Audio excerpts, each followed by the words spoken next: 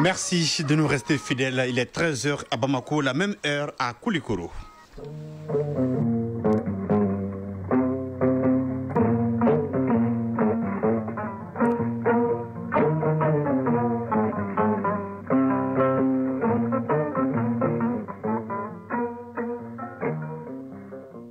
Le journal, Mohamed Diarra. Chers auditeurs de Radio Mali, bonjour et bienvenue. Voici les titres de cette édition. C'était il y a exactement 2 ans, l'armée malienne reprenait le contrôle de la ville de Kidal. Après une décennie d'absence, 2 ans après, le monde entier se souvient de cette victoire historique des femmes. Les chauffeurs et conducteurs routiers chargés du transport de carburant seront désormais pris en charge par l'ANAM et les enfants dont les parents ont perdu la vie dans cette opération bénéficieront du statut de pupille de la nation. Le protocole d'accord a été signé hier avec le gouvernement. Les pétroliers sont plus que jamais déterminés à trouver une solution aux longues files d'attente devant les stations-service de vente de carburant. Ils donnent 2 semaines au gouvernement pour l'approvisionnement correct du pays en hydrocarbures. La paille des sports sera l'affaire de Isaac Chinou. Nous allons parler de basketball et de football en fin de journal. Voilà pour le sommaire. Tout de suite, c'est les détails. Bienvenue sur Radio Mali. L'armée malienne a reconquis la ville de Kidal le 14 novembre 2023 après une offensive terrestre et aérienne contre les mouvements rebelles séparatistes. Une grande victoire stratégique et symbolique pour le peuple malien car mettant fin à l'absence de l'État dans cette région depuis 2012. Une reconquête au bout de rudes combats qui a permis de restaurer la souveraineté territoriale et de libérer les populations otages des groupes armés. Aujourd'hui, l'administration est de retour sur l'ensemble de la région de Kidal. La télévision nationale vous propose une édition spéciale ce soir dans la grande édition de 20h sur la reconquête de la ville historique de Kidal. L'état-major général des armées informe l'opinion nationale que dans le cadre de la surveillance du territoire du 13 novembre 2025, les vecteurs aériens des FAMA ont traité avec efficacité et succès 3 pick-up au sud-est de Kidal.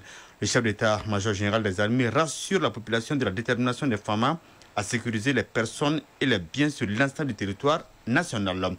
La nation Mali est reconnaissante envers ses fils et filles qui se sacrifient pour la bonne cause. C'est le cas avec les chauffeurs et conducteurs routiers du Mali.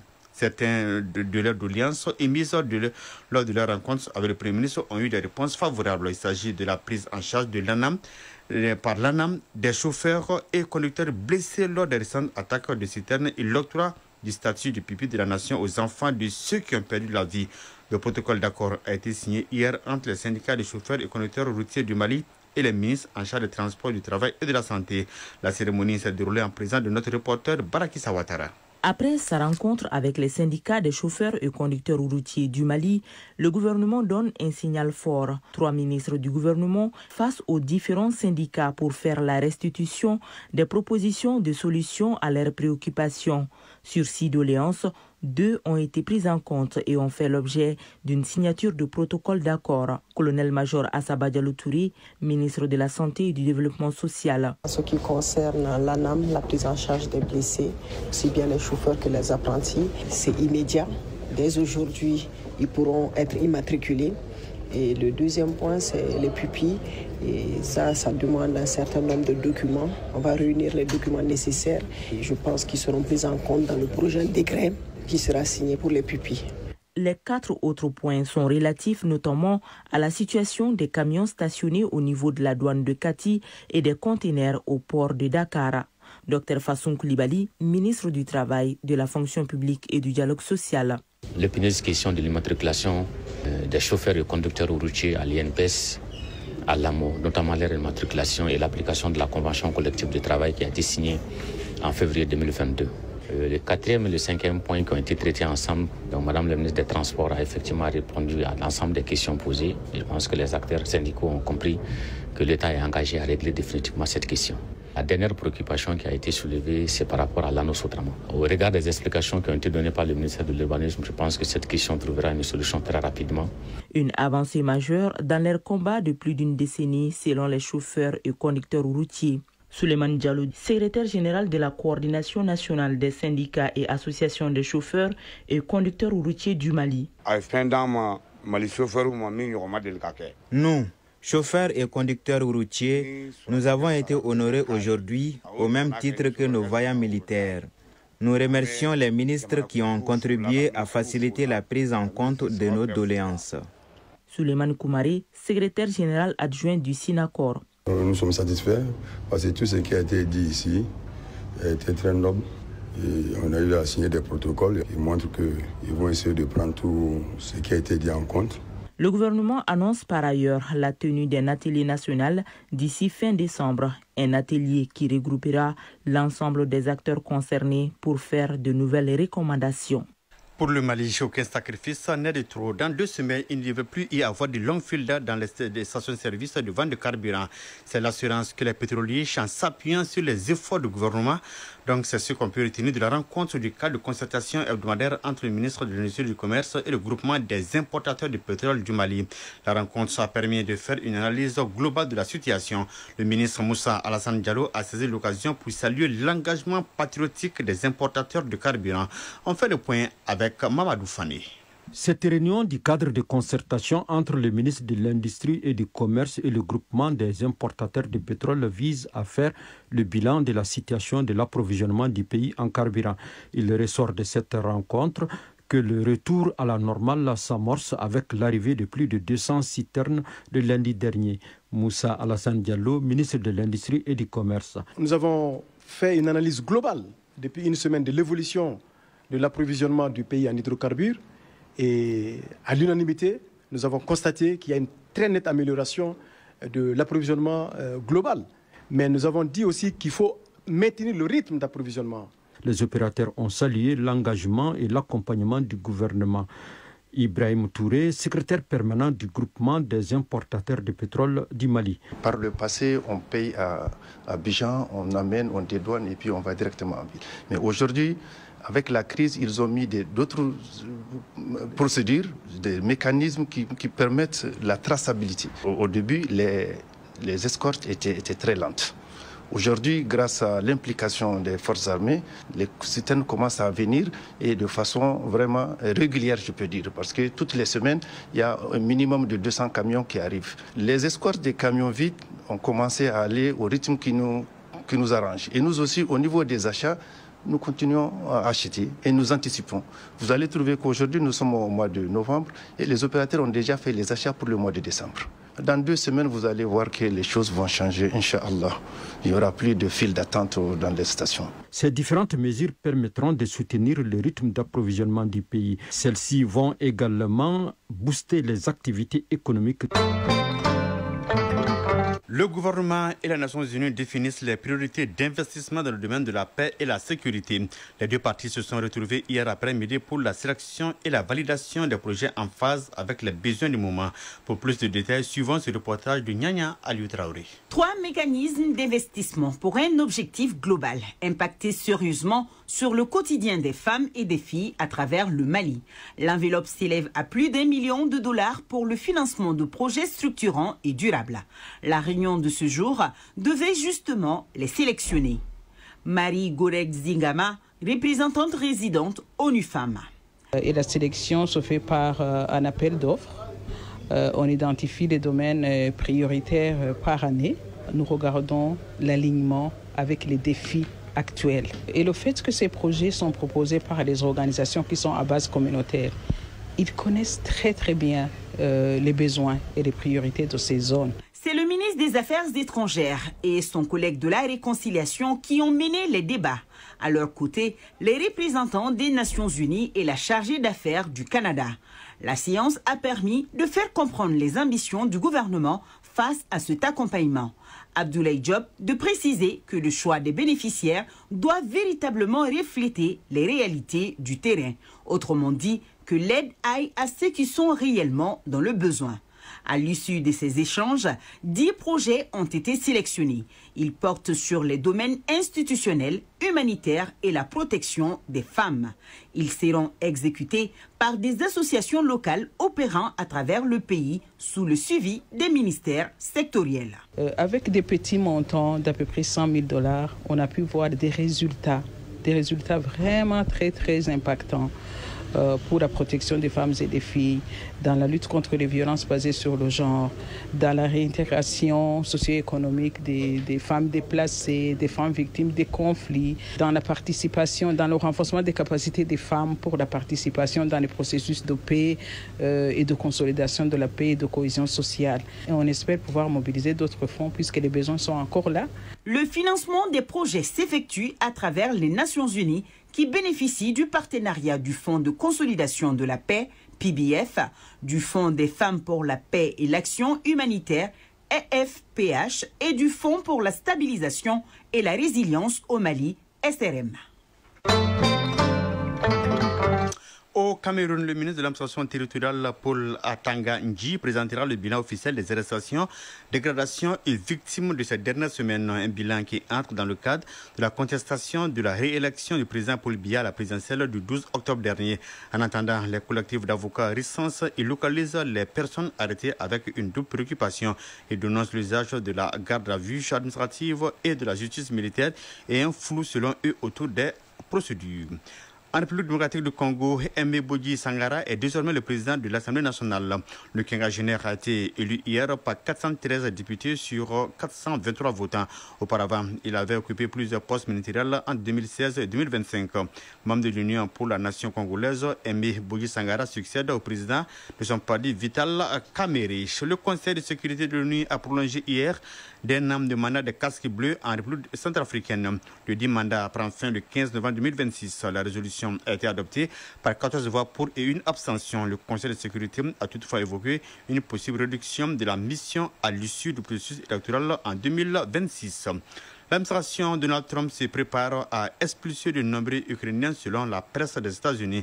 L'ambassadrice d'Ukraine aux États-Unis a fait savoir qu'environ 80 citoyens sont déjà sur le point d'être expulsés pour diverses violations. Selon le Washington Post, certains d'entre eux ont été informés qu'ils seraient évacués par vol militaire vers l'Ukraine ou la Pologne. Déjà, les avocats des intéressés craignent qu'ils ne soient envoyés au front. 13h11 à Caille.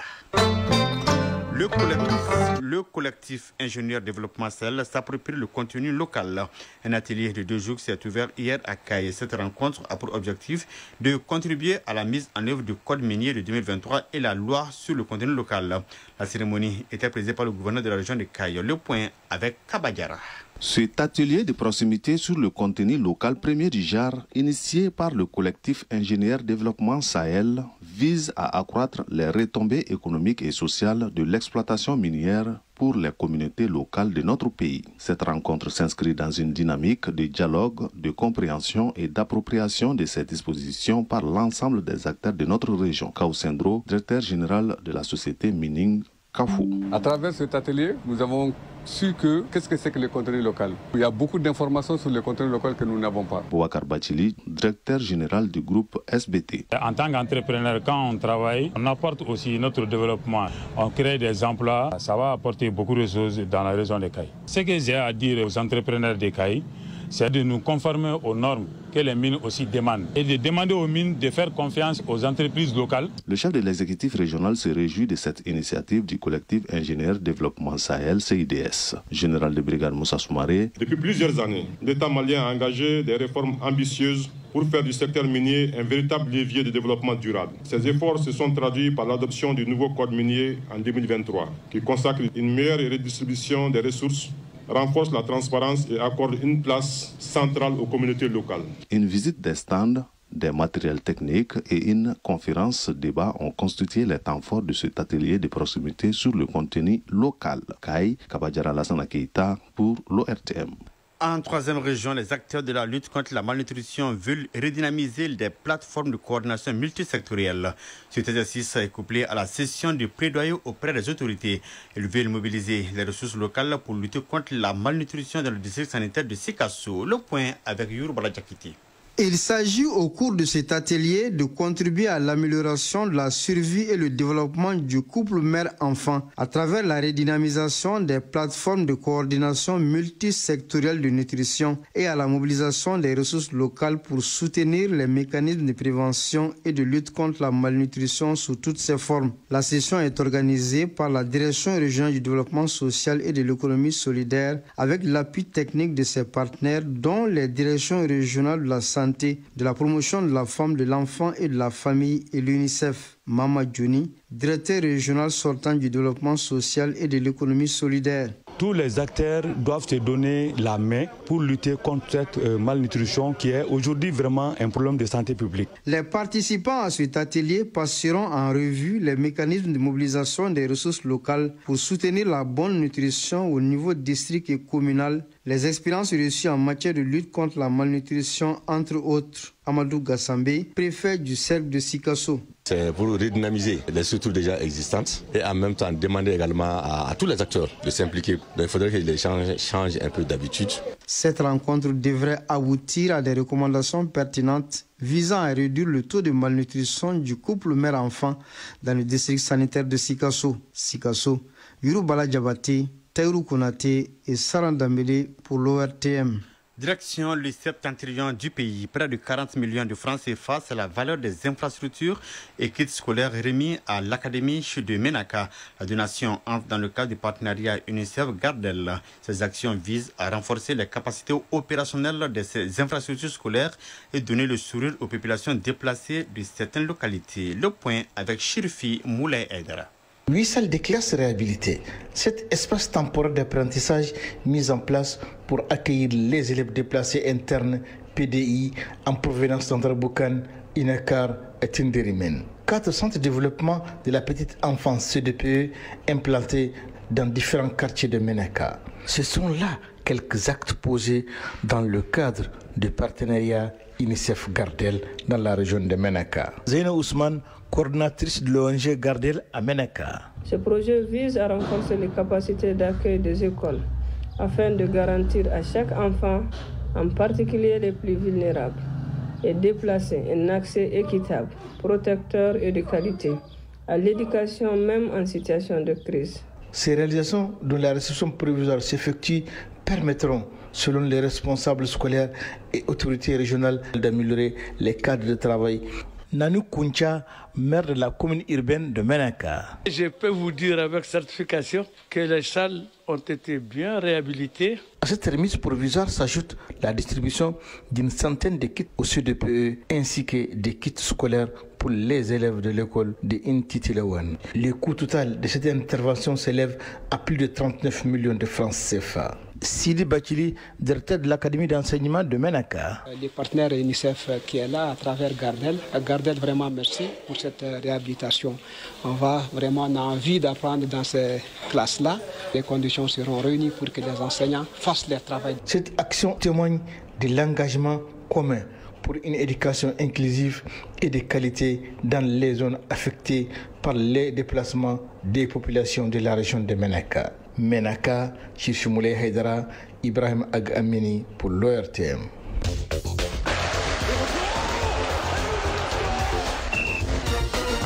Oui, sur le gazon synthétique, l'actualité des sports, c'est l'affaire de Isaac Chenou au menu du football et du basketball avec la balle basket Africa League en demi-finale. CRBT jouera demain samedi contre Benghazi. Suivons ensemble. Coupe du monde des moins de 17 ans, Qatar 2025, le Mali affronte en 16e de finale la Zambie. Des autres nations africaines sont en course à ce niveau de la compétition. L'Égypte défiera la Suisse et le Maroc aura affaire aux États-Unis à 15h45. Pour ce qui est des barrages de la Coupe du monde senior zone Afrique, les demi-finales se sont jouées hier. Le Nigeria s'est imposé après prolongation face au Gabon 4-1. Les Super Eagles disputeront la finale dans 3 jours contre la RD Congo. La RD Congo qui a battu le Cameroun par le minimum de 1-0. Football féminin, la phase de groupe de la Ligue des champions féminines de la CAF 2025, groupe A, la tête du classement est partagée par 2 formations affichant la même solidité. Le FC Massa d'Égypte, l'Asfar du Maroc, l'USFAS du Mali. Avec 3 points, l'équipe malienne occupe la 3e position. Et enfin, le 15 de août de la Guinée équatoriale se trouve en queue de classement avec 0 points. Ce groupe reste ouvert et la 3e journée sera décisive. Une 3e journée qui se jouera demain samedi. Justement, au compte de cette 3e journée, l'USFAS jouera contre le Football Club Massar. L'autre rencontre du groupe mettra aux prises l'association sportive des phares et le FC 15 de Agosto. Et puis pour le compte de la campagne qualificative basketball élite 16 de la balle, le CRBT représentant malien était face à New Génération. Victoire de l'équipe malienne 74-63. Le CRBT se qualifie pour les demi-finales et jouera contre El Ali Benghazi samedi. Oui, 13h20. C'est la fin de cette édition présentée par Mohamed Diarra avec le concours de Bintou Traoré à la mise en onde. Coordination éditoriale Ousmane Dao, réalisation Adam Maïga, la mise en ligne est assurée par Sekou Traoré. Bonne journée de vendredi à toutes et à tous. Au revoir.